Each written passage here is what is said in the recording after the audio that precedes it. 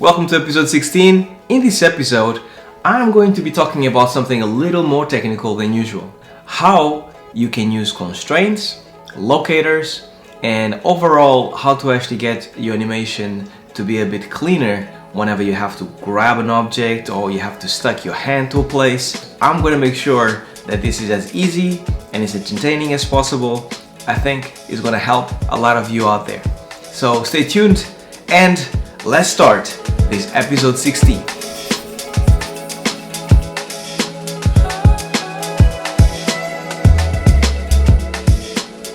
So before I get started, I would like to, as always, to kind of give you guys a little update on things in general surrounding the channel and how things are going. This past week, I did my first live stream and it was a blast. And all of you that actually tuned in live and commented and asked me questions, I thank you deeply, really. I was petrified before I started. I thought this is weird because when I do this with you guys, I get to edit this afterwards. So basically, it's a version of myself that I feel that I'm comfortable sharing with the world. But when you actually live stream, that is you out there, unfiltered, no editing. It is what it is, mistakes and everything. And on this live streaming session, there was loads of mistakes and problems, technical problems in the beginning, but I think overall went well. The video is actually in my playlist of live streams. So any live streams I do in the future, I shall put them all there so you guys can see. This live stream was kind of short, but going forward, I'm gonna try to actually do at least one live stream a week and hang out with you guys for maybe a couple of hours. Let me know in the comments if you guys think that's something that you guys would be into. And the second thing I would like to say is about Discord. So I started my first server on Discord maybe about a month and a half ago maybe. I was getting to grips with how it works, what categories to add, having a few people there to talk and to actually get a feel for things. But now I feel like I have a grasp good enough to actually invite you all to this Discord server that I created so we can kick it and talk about all things animation.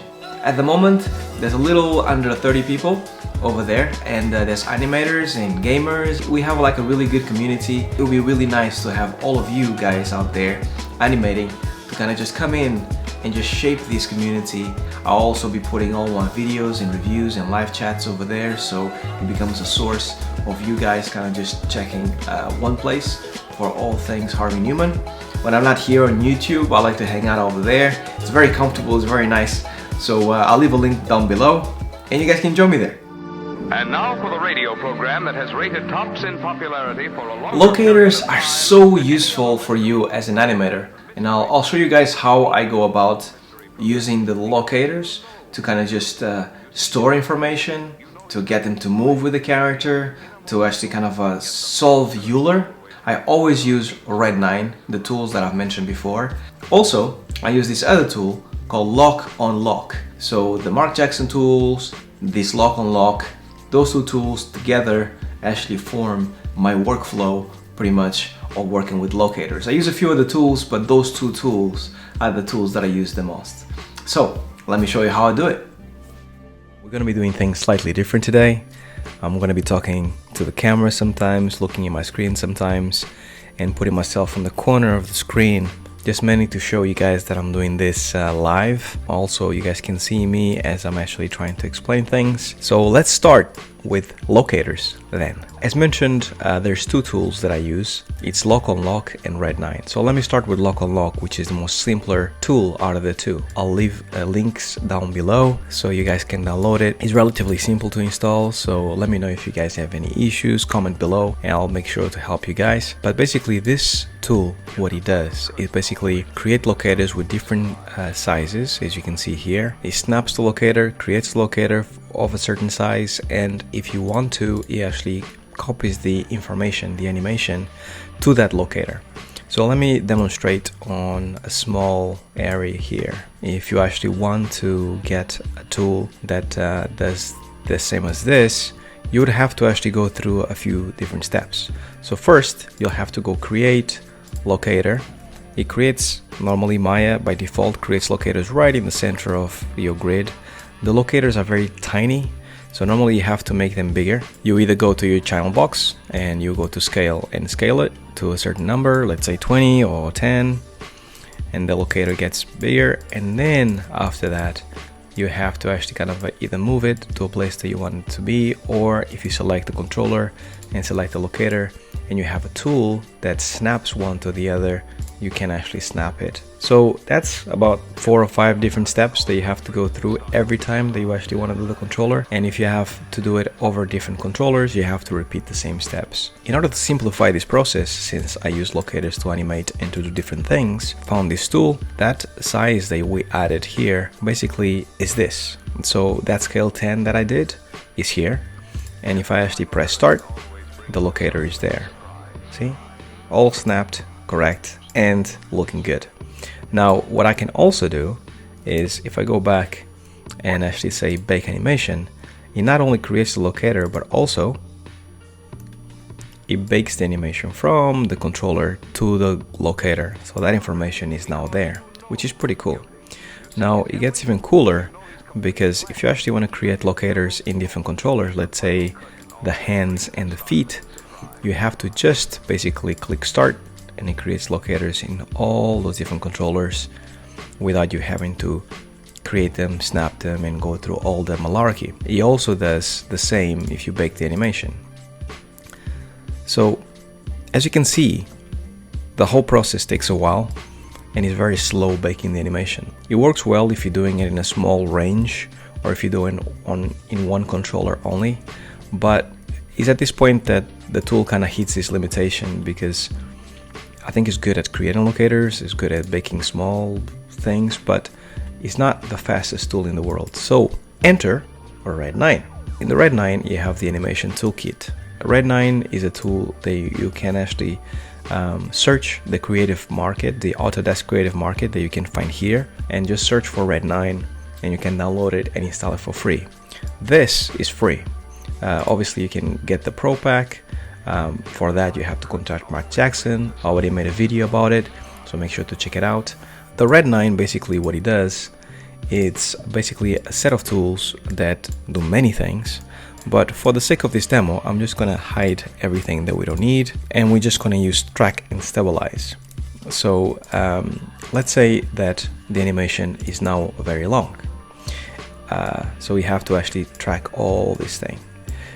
So if you actually kind of create a locator, so let's say scale 10, or let's say scale 100 just to exaggerate it, and bake the animation, you'll see that this guy, what he's doing, he's walking and sitting and chilling.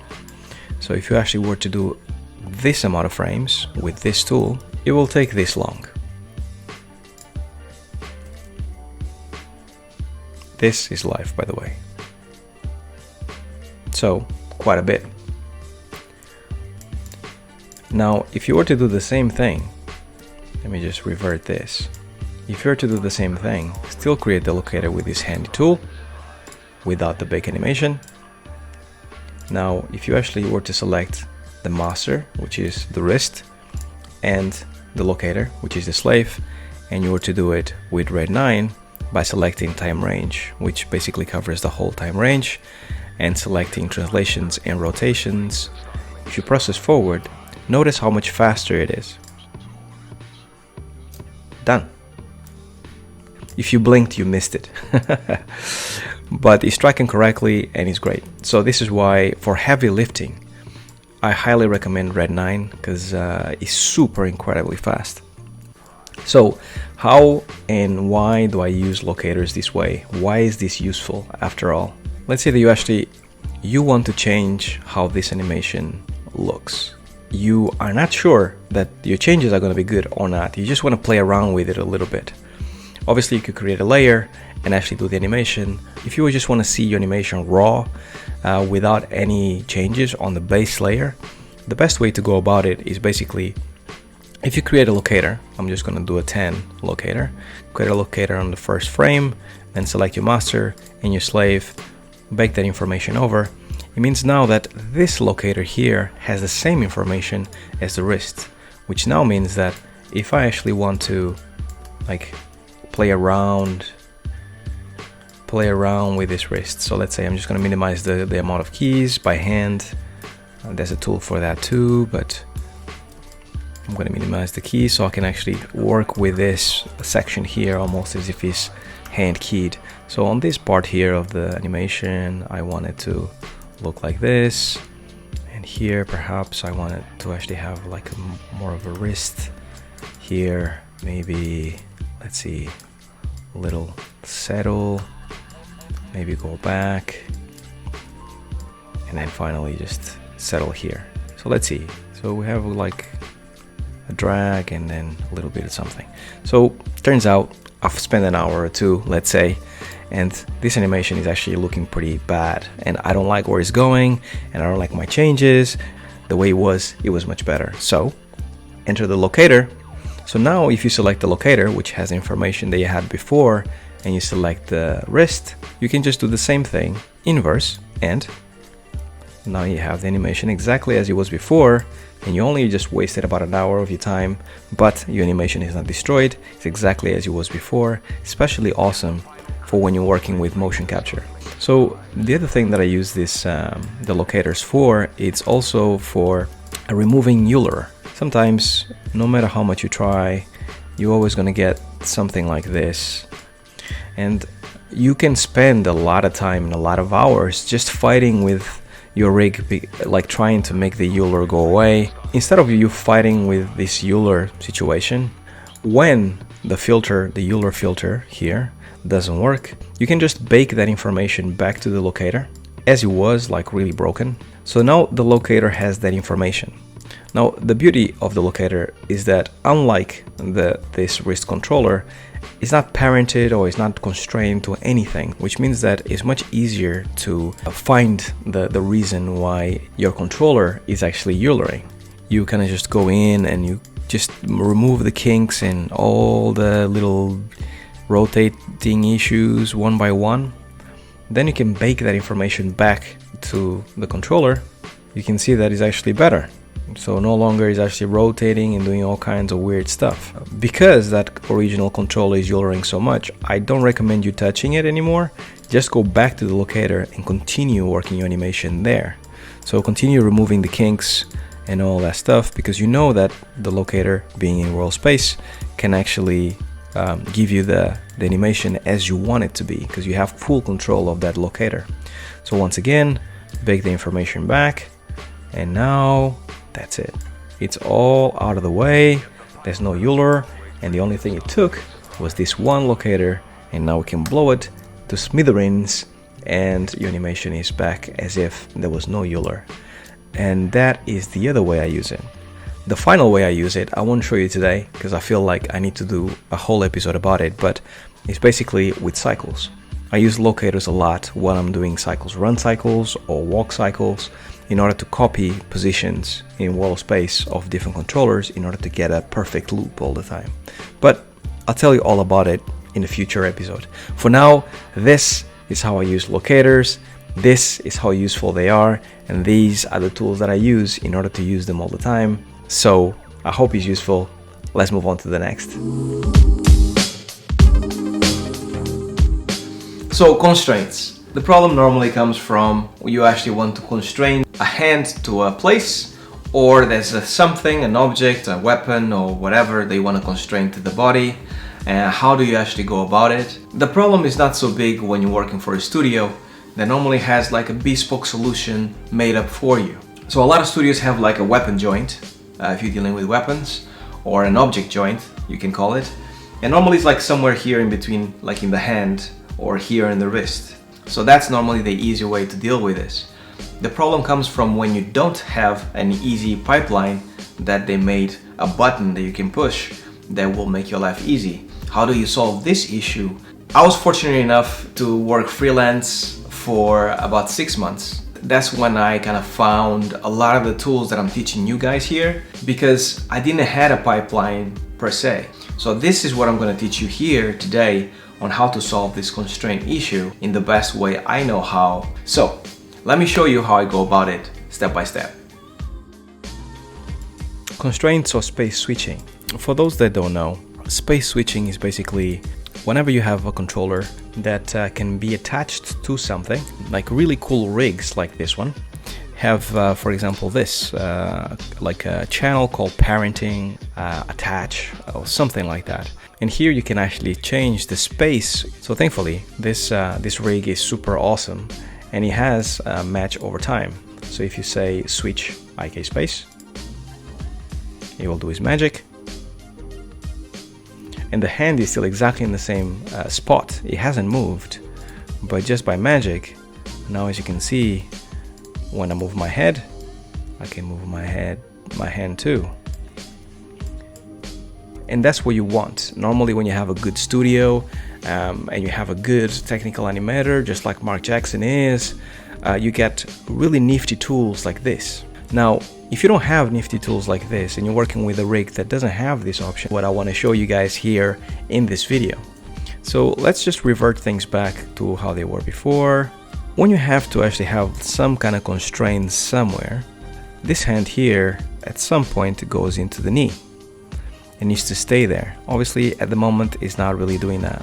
So if you had a constraint like just constrain it to the hips in this case, it's easier to actually do it because it means that when I actually kind of go up and down, it means that the hands are following while the hands are attached to my knees. Overcomplicating things when you have a nice tool like Red 9. So let me explain to you how I would do it. So we already have a frame here that it looks like great in comparison to where the leg is. So we want to make sure that the hand is actually following the hips. So the hips are the master and the wrist is the slave. And we want it to actually stay there this long, I think. You can process forward or back. You can basically either highlight your timeline to tell the tool that this is what you want, or you can change your range to match this, and it means that you don't have to highlight it, and it just does that, right? Before this purpose, just to show you how cool it is, I'm just going to actually kind of do it with the whole timeline selected and then just highlight the area that I want. So now, because I know that the position that I want to match, it's here at the end, I can just process the information backwards. And you see here that the hand is being tracked more or less correctly to where I want it to go. Now, there's an even better way where you can actually kind of put both constraints and locators to work for you. Let me show you. I know that this is the position that I want the hand to fall, right? So if I go into my nifty tool lock on lock and create a locator snapped right there, I know that this location of the controller is where I want it to be. If I parent this locator to the hips by doing hips first and then locator and then go constraint parent, now this locator will follow the hips anytime, anywhere it goes. See that? The locator is always there no matter where it goes. But now what I can get is, because the locator is in the correct position, it means that if I go to that frame that I want the animation to follow, I can then use this locator as the master and then the wrist as the slave and process the information backwards. So as you can see, the hand is pretty much where it should be all the time by doing it this way. So you can use this kind of like locator attachment to all sorts of things. So you can actually put it like, let's say in a piece of geometry, you can put a locator where you want the hand to fall, which means that you can just track the locator over time on that wall. It means that the hand can stay put and then the body can move around it.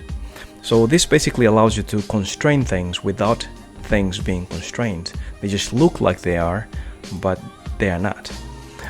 Also, a few tips for this tool is that you don't have to actually bake it every single frame. So this is the amount of frames that you want to bake your information over time. In this case, I had it every single frame because it's motion capture. But if you're actually doing something that is more hand key, you can actually do it over 2 frames, every 5 frames, let's say. So let's say I still want to track the same locator and I want to do it for this amount of time. If I say, let's say every 3 frames, and I actually go and bake it, as you see, every third frame, the hand is being tracked. As you see, the tool is called track or stabilize. This section that I showed you, it's only about tracking. Now stabilization comes through when, for example, you want something to actually be still for a long time. Whatever place the controller is in space, it will actually stay there and it won't move. Let me show you exactly how that works. So let's say in this foot, whenever your foot falls, so around here is the floor, and the foot here is fully planted, and we want to actually just leave it there.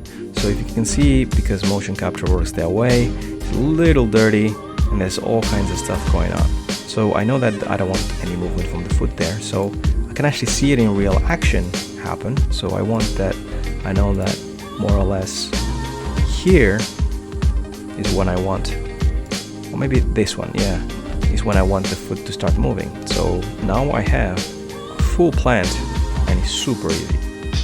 See that? The foot is now still over time, and you can do the same thing for the other, and quickly you can just clean that walk and just have it as intended, basically. That is where the stabilization of this tool happens. It's very useful to have this because it means that without your rig having fancy options, like I mentioned in the beginning, you can still like make it look like you change spacing. The first animation that I did for the channel, which was the God of War with an axe, the whole animation is basically done with this, just like getting the axe in hand and then just striking that wrist as he's throwing it and stuff. So very handy tool to have, and this is how I get around to do this magic. I hope it's useful. So we got to the end of another video. I hope you guys took something useful from this, because if you have, then my job is done. I'm going to link it here, another video that I've done about motion capture. I think it complements this one really, really well, and I think you guys are going to love it, so make sure to check it out. And if you guys want even more, I have a whole playlist about tips and tricks, which I'll also link down below. Until the next video, stay safe, stay well, peace!